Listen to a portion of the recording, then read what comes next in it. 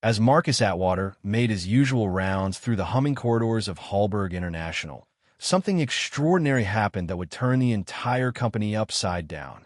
Can you imagine a security guard, typically unnoticed, suddenly stealing the spotlight? Most folks at Halberg barely acknowledge the security team. Not out of spite, mind you, but simply because they faded into the background like the faint buzz of an office printer.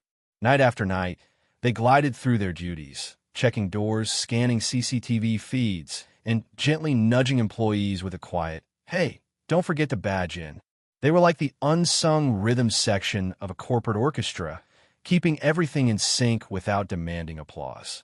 Marcus, a black man in his early 40s, carried himself with a quiet strength that could fill a room if anyone bothered to notice.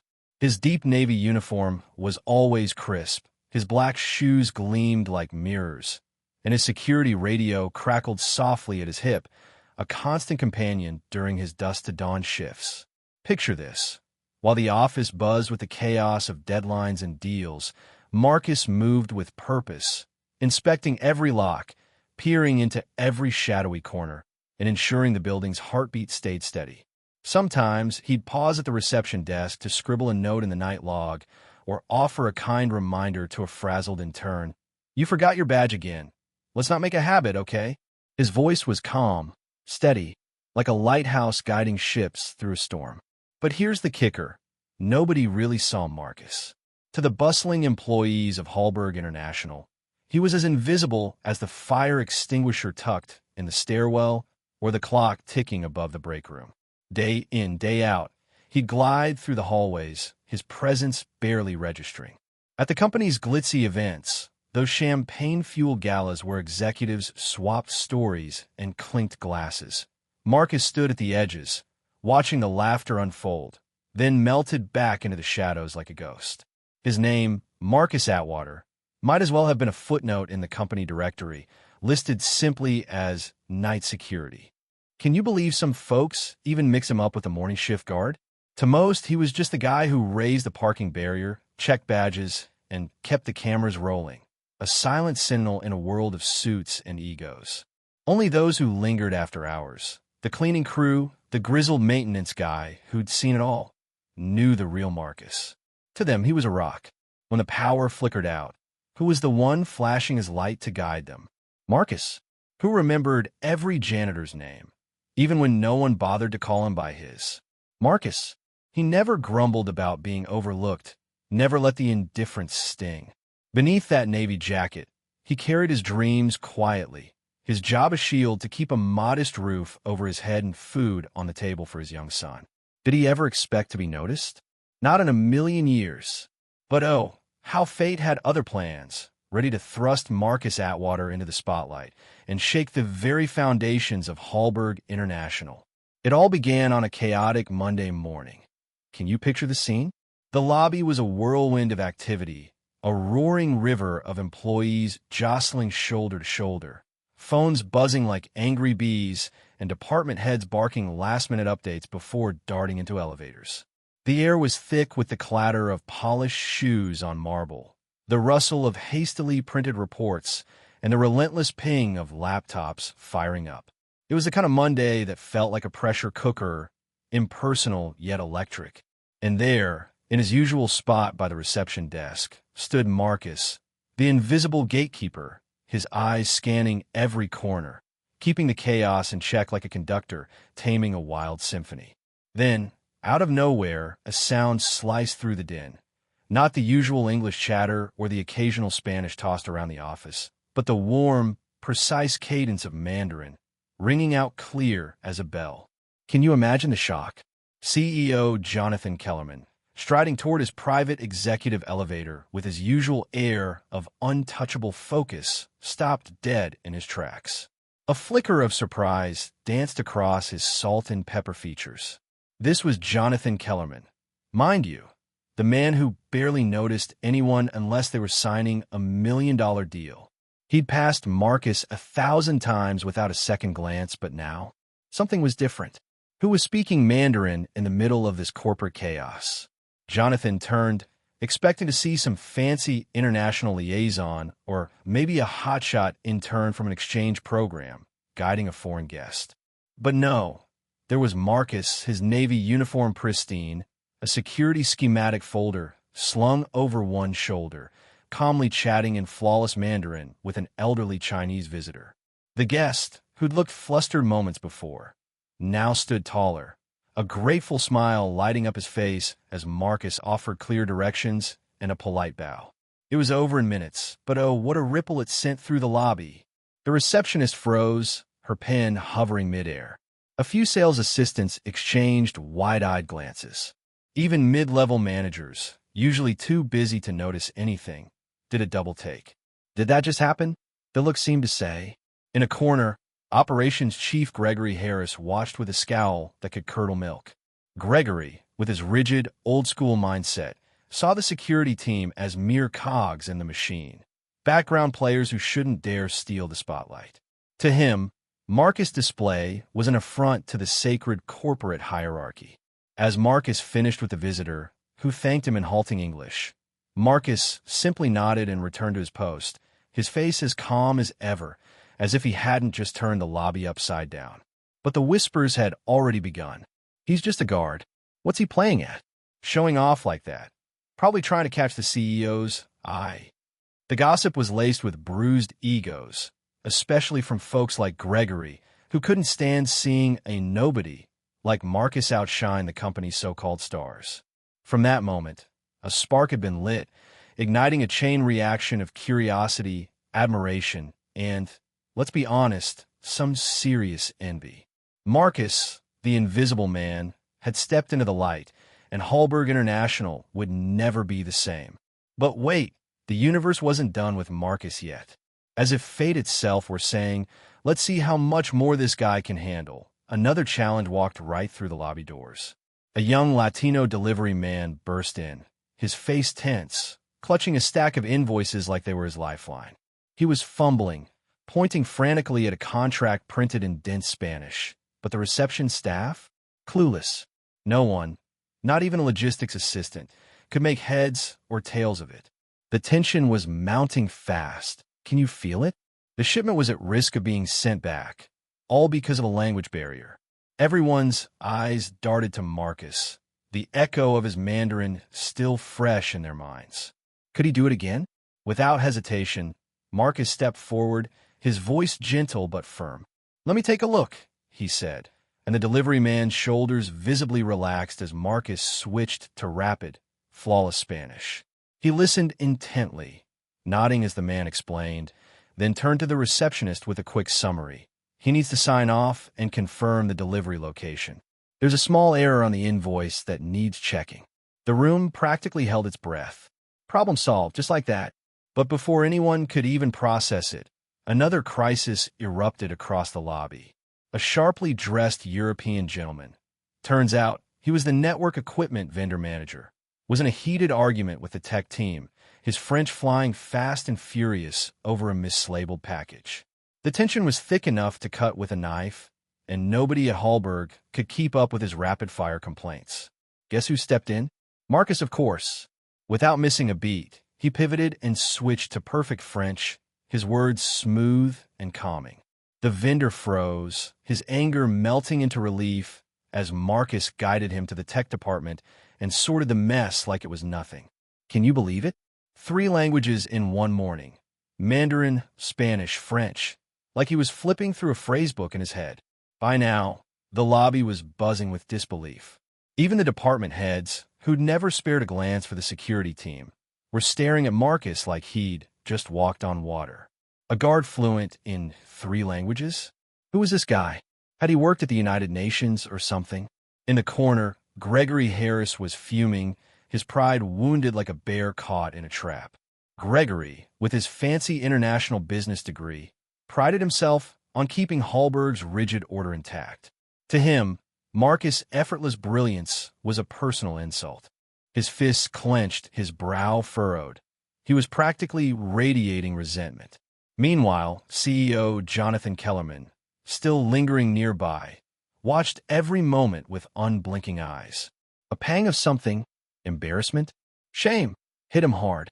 For years, he'd breezed past Marcus, seeing only the night guard, a faceless shadow in a Navy uniform. Now, here was that same man, proving that true talent didn't need a corner office or a tailored suit. The lobby fell silent, the usual chatter fading into a stunned hush. Employees who'd never given Marcus a second thought were now whispering, some even scrambling to check their phones, hoping to dig up some overlooked detail about him in the HR records. Spoiler alert, they found nothing. Marcus Atwater was a mystery, an unrecognized gem hiding in plain sight. The air in the lobby felt electric, like every eye was locked on one point. Marcus Atwater. Admiration, envy, unease, it all swirled together, creating a current that rippled through Halberg International. For folks like Gregory Harris, it was a bitter pill, their orderly world shaken by a guard who dared to shine. But for Jonathan Kellerman, something had shifted. He couldn't look away anymore, even though he was already late for his executive meeting. Can you imagine the CEO blowing off a meeting? He changed course and marched straight to the reception desk, where Marcus had just finished speaking French like it was no big deal. The interns nearby held their breath, and Gregory, lurking in the background, turned his head, lips pressed tight, as if Marcus' mere presence was a challenge to his authority. Jonathan stopped, his gaze locking onto Marcus. Not the distracted glance of countless mornings, but a real, searching look, like he was seeing him for the first time. "Marcus, that was Mandarin just now, wasn't it?" he asked, his voice tinged with awe. Marcus nodded, cool as ever. "Yes, sir. I also speak Spanish, French, and a few others if needed." Jonathan's eyes widened. "A few others? How many languages do you speak?" he pressed, still reeling for what he'd witnessed. Marcus shrugged, as if it were the most ordinary thing in the world. 9, and I can read Latin, though it doesn't come up much. 9 languages. Can you even wrap your head around that? He said it so casually, like he was commenting on the weather. "Oh, yesterday was rainy, today's sunny, and by the way, I speak 9 languages." That humility hit Jonathan like a freight train. Here he was, the CEO of Halberg International, signing multi-million-dollar contracts for international experts, pouring funds into global talent programs, and hosting fancy multicultural conferences. And yet, right here in his own building, stood a linguistic genius in the humblest role imaginable. Jonathan glanced at the walls, lined with shiny achievement plaques and framed HR evaluations touting Ivy League degrees and polished resumes.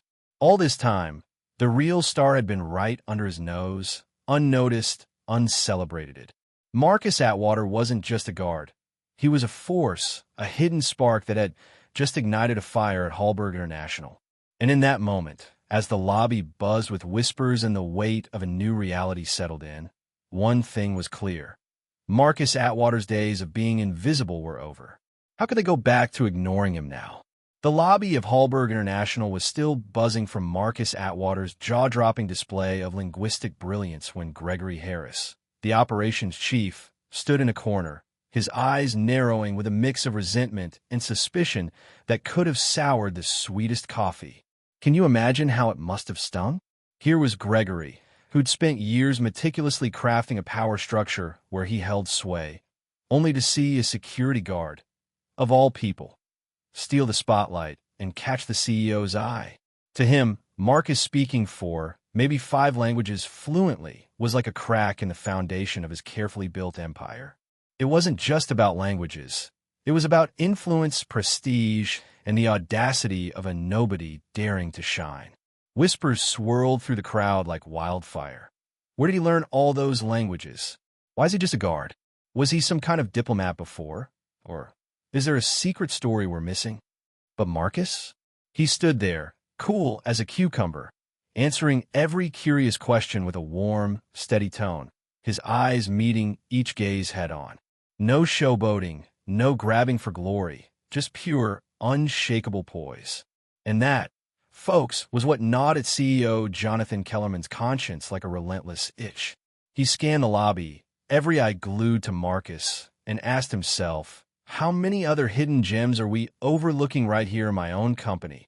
That question clung to Kellerman like a shadow all morning, sparking a fire that would soon reshape the destinies of Marcus and Halberg International forever. The weight of regret and unease was unbearable. After witnessing Marcus' talent firsthand, Mandarin, Spanish, French, all flowing like water from spring, Kellerman couldn't focus on a single meeting. His mind kept drifting back to that quiet, diligent guard who, without fanfare, wielded skills that even Halberg's top experts envied. Can you believe it? The CEO, usually laser-focused on multi-million-dollar deals, was distracted by a security guard. By mid-morning, his curiosity and remorse hit a boiling point, and he did something Halberg had never seen before. Picture this. Kellerman picked up the phone and personally called security, requesting, demanding, even, that Marcus Atwater report to his office on the 18th floor. The 18th floor. That was sacred ground, a place reserved for slick executives in tailored suits, not for someone in a Navy uniform with a crackling radio. The news spread like wildfire through every support department. Maintenance crews, receptionists, even the number-crunching mid-level teams dropped their reports to gossip. A guard? Summoned by the CEO? What's going on here? Down in the security break room, Gregory Harris's face darkened like a storm cloud when he heard the news. His lips curled into a sneer, and he shot Marcus a look so sharp it could have cut glass. Gregory was all about order, about keeping things in their place, and the idea of a guard, Marcus stealing attention from senior leadership. It was like a personal attack. Forcing a bitter grin, he muttered to his colleagues, "Well, looks like our Marcus is getting a gold star for his little morning performance. Don't worry, he'll be back in his place soon enough." But oh, how wrong he was.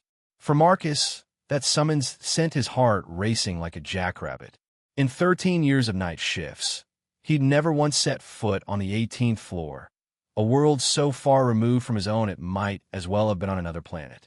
When the receptionist delivered the message, her eyes wide with disbelief, Marcus felt a flutter of nerves, like a kid called to the principal's office. He caught Gregory's mocking glare, those unspoken warnings from co-workers whispering, "Dream on, buddy. This isn't your world." But Marcus? He had a quiet pride, forged in countless lonely nights, that rose up like a tidal wave. He straightened his uniform, took a deep breath, nodded to a co-worker, and stepped into the elevator. Can you feel the tension? The 18th floor was like stepping into a different universe. The corridor was hushed, scented with expensive cologne and the rich aroma of oak and leather. Everything screamed sophistication. The plush wool carpeting, rare potted palms, warm light glinting off glass walls. Even the sound of Marcus' polished shoes on the carpet felt out of place, like he was trespassing in a forbidden realm. Kellerman's executive assistant, a poised blonde in a flawless suit, gave him a quick once-over, her eyes flickering with surprise and just a hint of skepticism. But she flashed a gracious smile and led him to wait outside the CEO's door, a door that rarely opened for anyone without a C-suite title. As Marcus stood there, he felt the weight of every passing executive's glance. Some flicked their eyes over him and looked away, dismissing him as a curiosity. Others lingered, their expressions unreadable, as if trying to figure out why a guard was here, breaking all the unspoken rules of rank and privilege. Can you imagine standing there, feeling like an outsider in a world that wasn't built for you? Then, the heavy wooden door swung open, and there was Kellerman, his face serious but his eyes alive with curiosity. He didn't just nod Marcus in. He personally beckoned him, waving away the usual formalities reserved for lower-level staff. Marcus stepped across that threshold, his heart pounding but his resolve unshaken, unaware that this moment would change his life forever. The door closed behind them, sealing Marcus in a world of walnut desks and soft light, where a world map dotted with pins marked Halberg's global empire. Beyond the glass wall, the city's skyline sparkled in the morning sun, but inside, it was just Marcus and Kellerman, two men at opposite ends of the table, and a corporate hierarchy. Kellerman didn't waste time. "Marcus, I need you to be straight with me," he said, his voice earnest. How does someone like you learn so many languages? And why am I only hearing about this now? Can you feel the weight of that question? Marcus hesitated, his eyes guarded, not out of fear, but from years of being judged, doubted, and dismissed. Yet something in Kellerman's sincere gaze, or maybe the gravity of that opulent office, made him decide to open up. His voice was steady, each word deliberate, like he was laying out pieces of a puzzle long kept hidden. I was born in Toledo, Ohio, he began. My dad was a plumber. My mom worked nights in a nursing home. We didn't have much, but they drilled into me that education was the way out. I earned a full ride to Kent State for linguistics, my parents' proudest moment. He paused, his hands clasped tightly in his lap, his voice dipping lower. But in my sophomore year, my mom got sick. Really sick. I had to drop everything to care for her. Then, 6 months later, my dad had a stroke and didn't make it. My whole world collapsed. I lost my scholarship, ran out of money. No one could help. The room seemed to hold its breath as Marcus pressed on, his face hardening with resolve. After that, I got married, thinking I could start over. But my wife left when our son was barely a year old. I was alone, doing whatever I could, warehouse gigs, busboy shifts, loading trucks, even late nights at a corner store, just to keep my boy fed and clothed. This night security job, it was my lifeline. It let me be there for my son during the day, taking him to school, helping with homework. Can you imagine the strength it took to keep going? Marcus looked up, his voice softening but firm. No matter how tough things got, I never stopped studying languages. It was my way of holding on to who I am, of proving I'm not nothing, no matter how hard life tried to beat me down.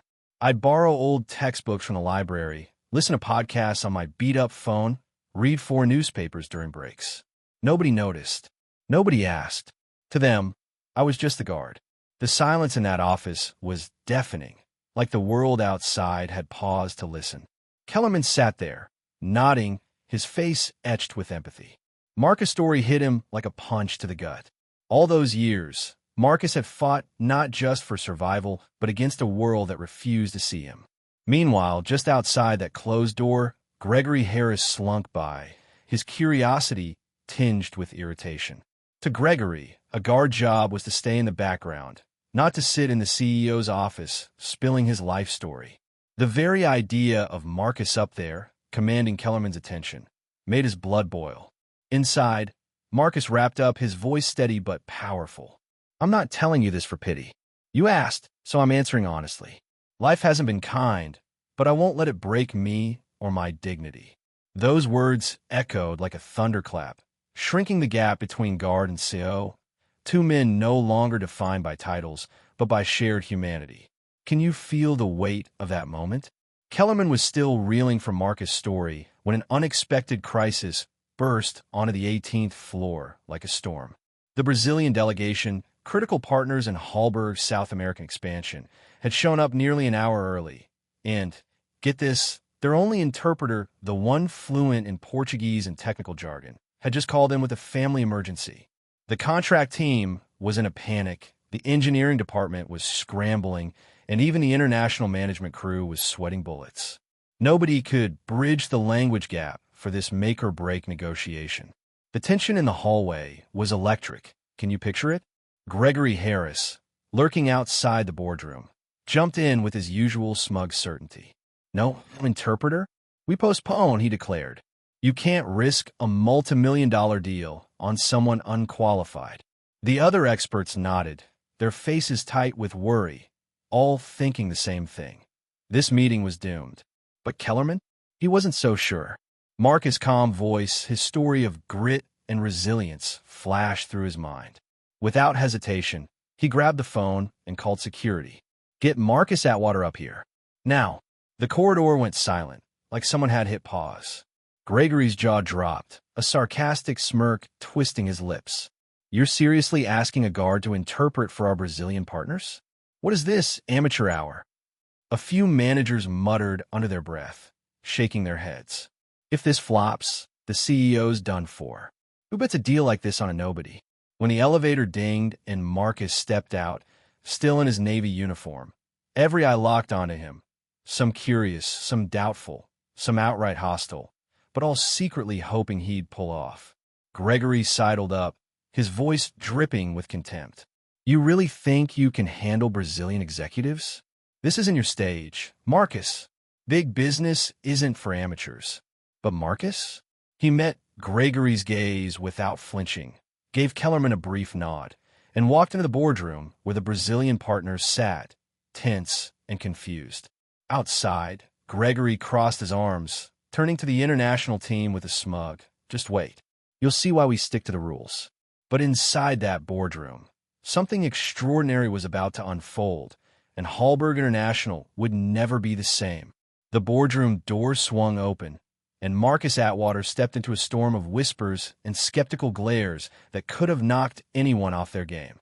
Can you feel the weight of those eyes?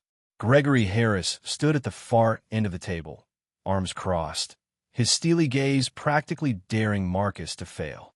Whispers buzzed like static, doubt, scrutiny, and Gregory's smug certainty that this guard was about to crash and burn. But behind that closed door, CEO Jonathan Kellerman had placed his trust in Marcus, the once invisible night security guard, betting the company's future and his own reputation on a man most had never noticed. Talk about high stakes. This wasn't just a meeting. It was a test of human worth, credentials and titles versus sheer grit, and it was about to shake the prejudices and fear of change that had kept Marcus hidden in the shadows for so long. Can you imagine the pressure? Marcus felt every stare boring into him as he crossed the threshold, his dark navy uniform standing out like a beacon against the crisp white tablecloth. But did he flinch? Not a chance.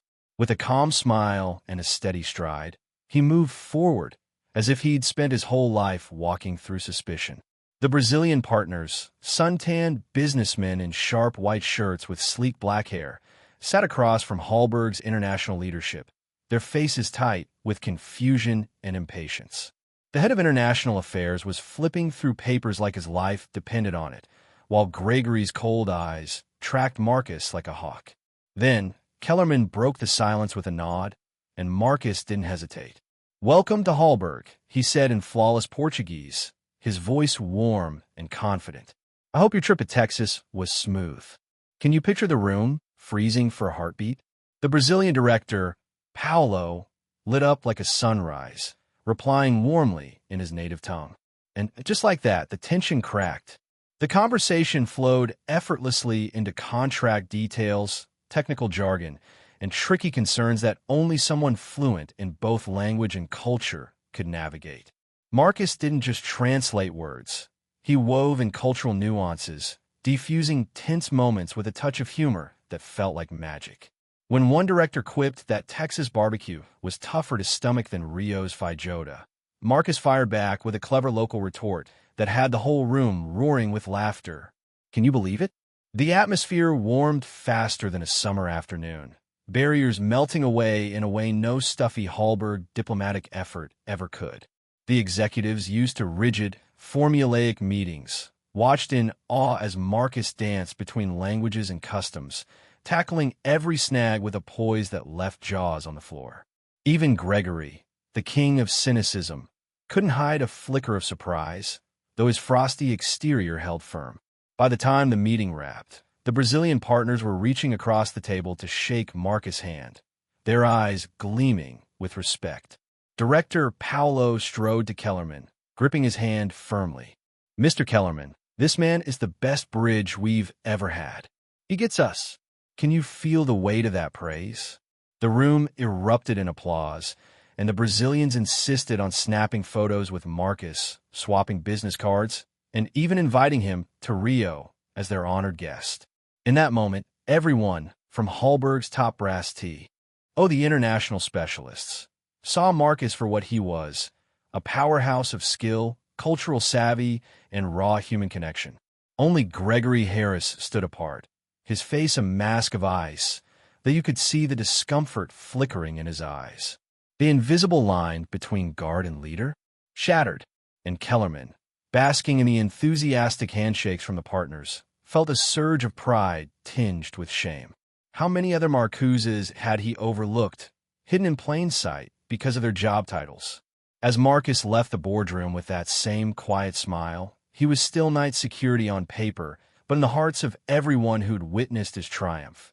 And in his own, old walls were crumbling, opening a new path not just for him, but for every unsung hero in Halberg's rigid system. One moment, the success in that boardroom sent shockwaves through Halberg International, spreading like wildfire before the dust could even settle. Every floor was abuzz. Can you imagine the chatter? From the break rooms to the cubicles, people couldn't stop talking about how a security guard had turned a high-stakes negotiation upside down, getting Brazil's toughest directors to laugh and sign on the dotted line in a single morning. But for Kellerman, the echo of that meeting hit deeper than office gossip. That night, he lay awake, replaying Marcus standing tall amidst a storm of doubt. Every flawless translation, every cultural bridge built with ease. All those years, Kellerman had poured millions into foreign experts and fancy language programs. Yet no one had forged connections as genuine as Marcus, armed only with heart and talent. Can you feel the weight of that realization? The next morning, before the offices even hummed to life, Kellerman summoned Marcus back to the 18th floor. Word spread like lightning, and the whispers turned anxious. Gregory Harris, catching wind of it, scowled and muttered to his inner circle. "What's this? A pat on the back? He'll get a certificate, and we'll all move on." A guard's morning of interpreting doesn't change his place. But oh, how wrong he was. Marcus stepped into the elevator, his Navy uniform as crisp as ever, his heart pounding with a mix of shock and hope. Can you imagine the butterflies? He'd never ventured beyond the night shift corridors, where executives ruled a world he only knew through radio static. Now, under the weight of envious and astonished stares, he felt less invisible than ever. The memory of the Brazilian partner's warm handshakes, the boardroom laughter, and Kellerman's trusting nod fueled his steps. When he reached the 18th floor, Kellerman greeted him with a smile that could have lit up the room. No lofty CEO posturing here. Kellerman sat across from Marcus, not behind his desk, like they were equals, teammates in a game bigger than titles. After a bit of small talk, he cut to the chase. "Marcus, I'm done letting talent like yours go to waste. Halberg needs a head of cultural and international relations, and I want you in that role. Can you even process that?" Marcus froze, his mind racing. "Sir, I don't have management credentials," he blurted. "I've never led anyone beyond my shift, and I don't even own a suit." But Kellerman just grinned, his eyes brimming with confidence. "I don't need certificates. I need results. You've shown you don't just speak languages. You understand people. That's worth more than any diploma hanging on a wall." The room crackled with emotion, disbelief, elation, all swirling together. Marcus, who'd never dared dream beyond his night shift, was being handed a department built on his merit, not some framed degree.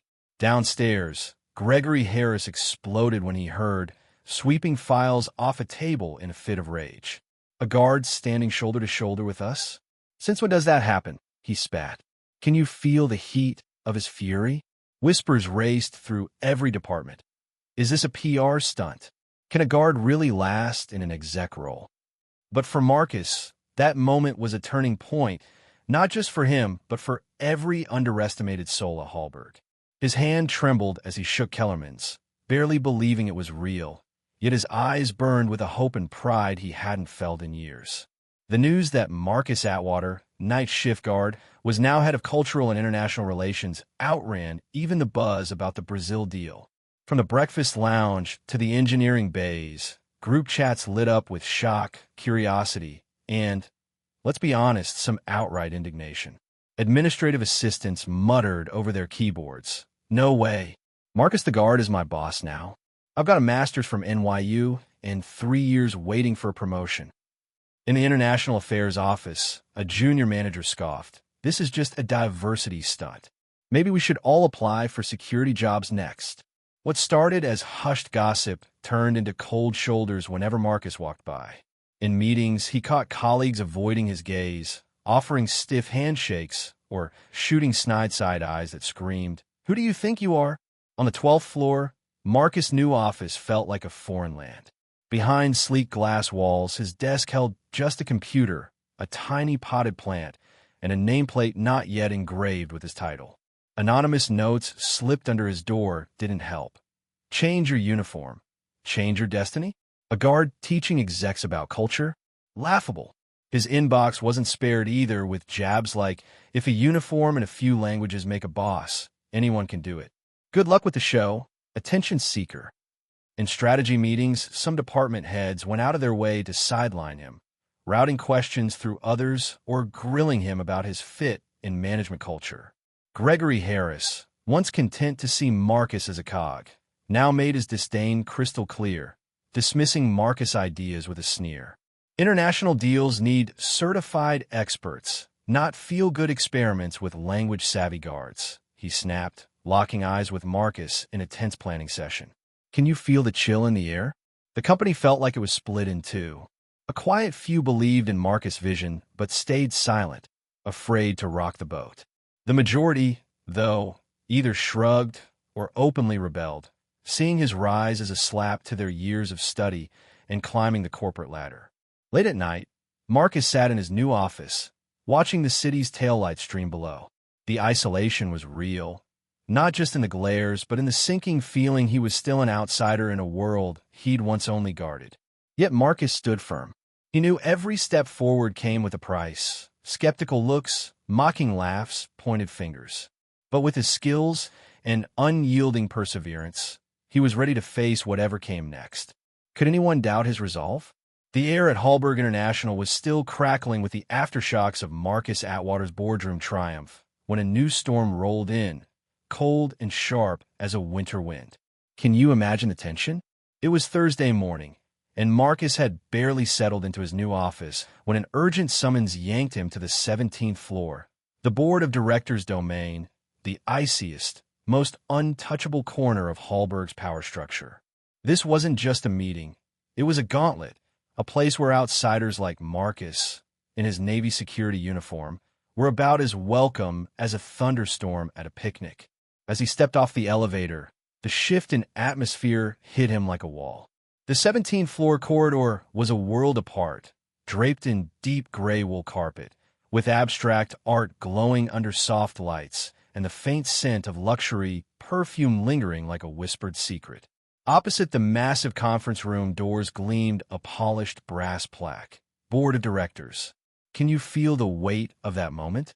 Marcus didn't have to wait long before the board's executive assistant, her eyes sharp and curious, ushered him into the hushed, glass-walled room. There sat Ella Laner Craig, her silver hair pulled into a sleek bun, her dark suit so crisp it could have cut paper. Her reputation? Oh, it was legendary. 3 decades of steering Halberg with a merciless precision that left no room for weakness. Her gaze raked over Marcus, sizing up every crease in his uniform, her eyes cold and unapologetically challenging. "Please sit, Marcus," she said, her voice steady, not loud but commanding, like a general issuing orders. She flipped open a thick dossier, the rustle of papers slicing through the silence like rain on a tin roof. "I've reviewed your file," she began, her tone clipped. "No college degree, no department-level management experience. Your leadership credentials, aside from night security, are practically non-existent. So, tell me, what justifies jumping from guard ahead of a global division? Was it just good luck?" Can you hear the sting in her words? Marcus met her gaze head-on, not a flicker of fear in his eyes. With the same calm that had carried him through years of unseen nights, he answered, "I don't have a degree. That's true. But I've handled language contracts with Morocco directly, cleared a 3-month supply chain bottleneck in just 1 week, broke through a 2-month deadlock with our Brazilian partners, and caught translation errors in past contracts that saved Halberg hundreds of thousands a year." His voice was steady, no boast, just facts laid bare. Ella Laner's fingers tapped the glass tabletop, a slow, deliberate rhythm, her eyes flickering with a mix of doubt and curiosity.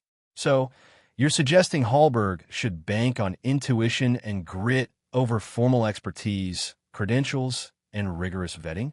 Or is this some kind of social experiment?" Her words weren't just a question.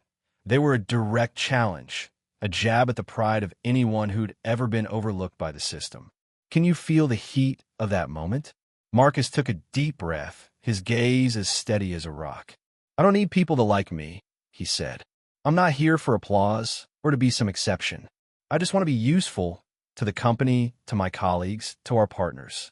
If a degree is the only measure, Halberg's missing out on countless people who deliver real value. No arrogance, just pure, unshakable truth." For the first time, Ella Lehner paused, her eyes narrowing as if she were peering into the very soul of his resolve. The questioning didn't let up, sharp as shattered glass. She grilled him on contracts, transition plans, risk management, and strategies for global talent development. Marcus didn't dodge or make excuses for his lack of formal credentials.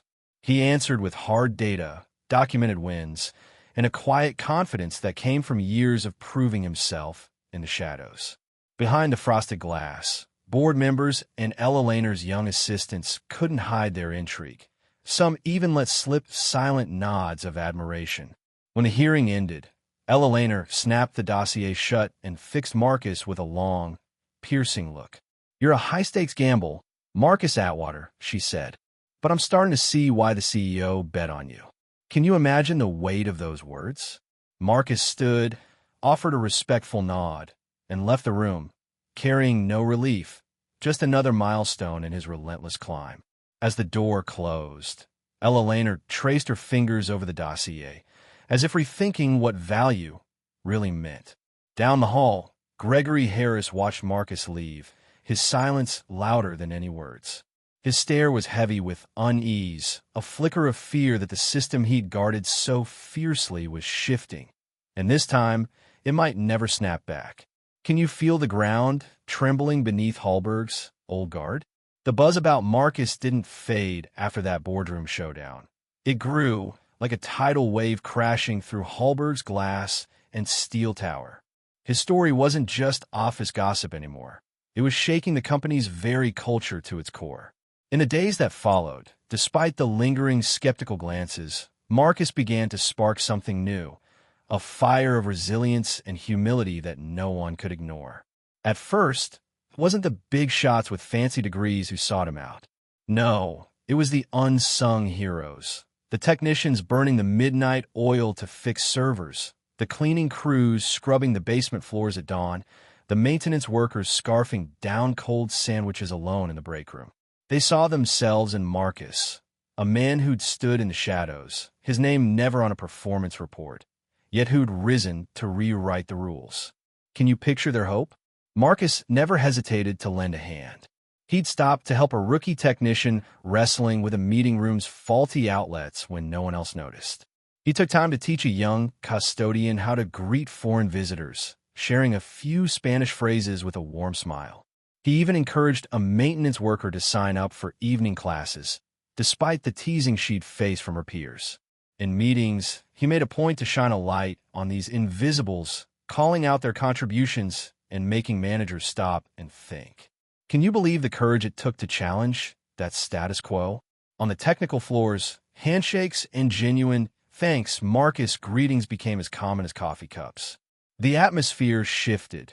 Those in the lower ranks started crossing the main lobby with their heads held high, unafraid to speak up or pitch ideas they'd once kept locked away. Marcus was changing the game, one quiet act at a time. Then came a moment that sent jaws dropping across Halberg. One Wednesday, without fanfare, CEO Jonathan Kellerman renamed the company's largest training room the Atwater Room. No balloons, no cake, just a new brass plaque that read, "The Atwater Room, where those who work in silence are heard and empowered." Can you imagine the shock? A security guard's name on Halberg's premier training space? Unheard of. Some cheered, others scoffed, muttering PR stunt under their breath, but nobody could deny Marcus' mark on the company's soul. Kellerman doubled down with a company-wide email that hit like a thunderbolt. Halberg International will no longer be a place where only suits are heard. The true experts are those who create value, no matter their title. Take inspiration from Marcus Atwater. Can you feel the ripple effect? In the boardroom, Gregory Harris and his fellow skeptics stared at their screens, stunned into silence.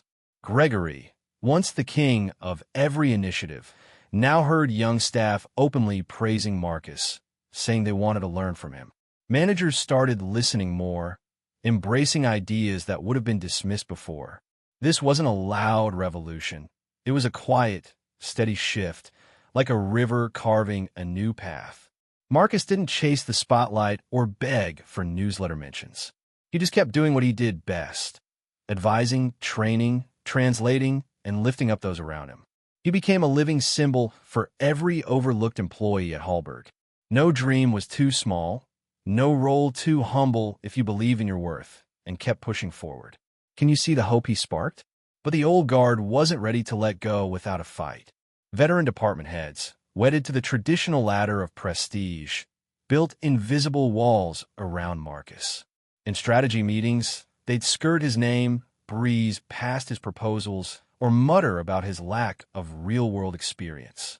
His recommendations often got stuck in endless reviews, tweaked without his input, or simply vanished into the ether. And Gregory Harris? Oh, he was the ringleader of this quiet rebellion. He didn't hold back, challenging Marcus openly in meetings, picking apart every detail. Our multicultural strategy needs people with formal credentials, he snapped, locking eyes with Marcus in a tense planning session. You can't upend decades of process with a few headline-grabbing wins. Behind the scenes, Gregory was even sneakier, rallying his allies to stall Marcus projects, delay reports, ignore emails, or schedule him out of key partner meetings. When word of Marcus closing another deal reached him, Gregory just sneered. One swallow doesn't make a summer. Let's see how long he lasts. Can you feel the venom in his words? Yet, amidst this cold resistance, a warmer current was building. Late at night, Marcus would find anonymous emails from logistics, maintenance, or IT staff. Marcus, your courage gives me hope. I'm learning languages on the sly because of you. Don't give up. Those heartfelt notes were like fuel, keeping him steady through the storm. He didn't reply to everyone or flaunt the support. He just kept his quiet smile and humility. Marcus knew that living his truth, delivering results, and rising on merit was the best answer to the bias swirling around him. After every meeting where his ideas were ignored, he'd return to his office, roll up his sleeves, and keep building training programs, international connections, and support for every overlooked colleague. He understood this wasn't a sprint, but a marathon. Each day, a small victory in a long fight. Can you imagine that kind of resolve? Marcus didn't stop there. He had a vision bigger than himself. He pitched CEO Kellerman a bold idea: the Voice Inside program, a mentoring network to give every employee, technicians, custodians, anyone, access to language training, soft skills workshops, project management courses, and cross-cultural communication sessions, no matter their role or background. Even bolder, he wanted those invisibles to step up as instructors, sharing their stories to inspire others. Can you picture the audacity? The board, predictably, pushed back. Gregory was the loudest, scoffing. If everyone's a leader, who's keeping order? We pay professionals for expertise, not to turn guards into executives. But Kellerman? He was all in, even showing up to the first sessions, sitting shoulder to shoulder with Marcus to answer questions. From employees at every level. Can you feel the shift? Despite the snide whispers from veteran managers, Marcus powered through, leading classes, sparking discussions, and giving every quiet voice a stage. 3 months in, Voice Inside was a game changer. Technicians and custodians who'd never had formal training were now key players on project teams. Those who'd stayed silent were pitching ideas, earning praise from leadership. Cross-department teamwork soared, and issues that once dragged on were resolved in record time.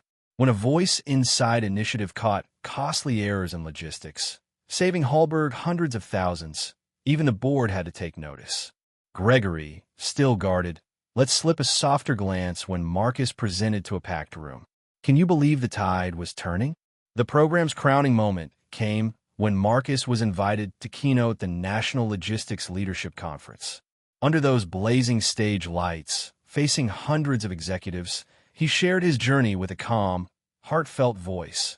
No flash, just truth. People judged me by my uniform, called me the invisible man, he said. But I kept going, learning new words on dark shifts because I believed I had value. Today, I'm here not because my life was transformed overnight, but because I never stopped believing in myself. The auditorium went silent, then erupted in wave after wave of applause, with tears streaming down faces. Attendees stood, moved by Marcus' story and the realization they'd been part of systems that overlooked talent. Young leaders approached him, whispering, "You've shown us hope is real, no matter where you start." Can you feel the power of that moment? Back at Halberg, even former skeptics started emailing Marcus. "I never thought a guard could inspire a whole company. You've made me rethink everything." Voice Inside became a model for other firms, but Marcus stayed humble, reminding everyone that one voice, one idea, could change everything. He'd transformed a system with kindness, resilience, and an unyielding spirit. Returning to Halberg in the warm afternoon light, Marcus walked through the lobby, once alien territory, with a quiet confidence. Each step bridged his past as a guard and his present as a leader. In his office, he pulled out his old, worn security badge and set it beside his new nameplate. Marcus Atwater, Head of Cultural and International Relations. Can you picture the contrast? Memories flooded back. Lonely night patrols, cold meals in the break room, dismissive glances in the halls, dreams tucked under his uniform. He remembered coming home exhausted, his son asleep over homework, wondering if his grit meant anything. Now, every scratch on that badge was a testament to his rise from invisibility. Marcus hadn't just earned a title. He'd lifted countless others with him. Technicians, custodians, maintenance workers, those once hidden now dared to dream, inspired by his example. His inbox overflowed with messages. "I'm taking German classes because of you. I pitched an idea, and my boss praised me. I'm not ashamed of my uniform anymore." Even Gregory Harris sent a terse note. "We're not alike, but I can't deny it. You've changed how I see things." Can you believe that shift? Looking around Halberg, Marcus saw that real change doesn't come from one big gesture. It's built by ordinary people breaking small prejudices, believing in their worth, one voice, one idea at a time. Before leaving his office, he wrote on the whiteboard, "If you've ever been overlooked, keep pushing. Someone will see you. And when opportunity knocks, open the door for the person behind you." Talent doesn't need a uniform. Grit needs no permission. Change starts with someone brave enough to defy prejudice, turning a rigid system into a place where everyone can shine. Can you feel the truth in those words? Marcus' story isn't just his. It's a call to action, a reminder to see the value in everyone, no matter their role. Don't judge someone by their uniform, their desk, or their past. Look at how they live, how they persevere, how they lift others up. If Marcus Atwater's journey moved you, share it, spread the word, and keep believing in the power of your own voice. Marcus Atwater's story hits me right in the gut because it exposes the brutal lie so many of us swallow every day. That worth is tied to titles, degrees, and visibility. How many Marcuses are out there right now, ignored because of their uniform, their accent, their zip code? People with genius, grit, and heart, dismissed as just a guard, just a cleaner, just a delivery driver? It makes me furious. We live in a world obsessed with credentials over capability, where fancy diploma often matters more than actual skill. Marcus didn't need a corner office to be brilliant. He just needed someone to actually see him. And how many leaders like Kellerman walk past their own Marcuses every single day, blind to the potential right under their noses? This isn't just about one man's rise. It's about a system that thrives on exclusion. Gregory Harris's sneering resistance? Classic. The moment someone from the wrong background dares to excel, the gatekeepers panic. Because if a night shift guard can outshine the Ivy League suits, what does that say about their precious hierarchy? It's fragile. And it should be, asterisk asterisk. Marcus's victory is a wake-up call. Talent isn't rare. Asterisk asterisk opportunity is, How many voices are stifled because we refuse to look beyond job titles, skin color, or paychecks? We need to tear down the invisible walls that keep people like Marcus in the shadows. Not out of charity, but because the world is wasting brilliance every damn day. So here's my take. Judge people by what they can do, not where they stand. Fight for workplaces and a society where potential isn't buried under bias. Because the next Marcus? They're out there, and we can't afford to miss them.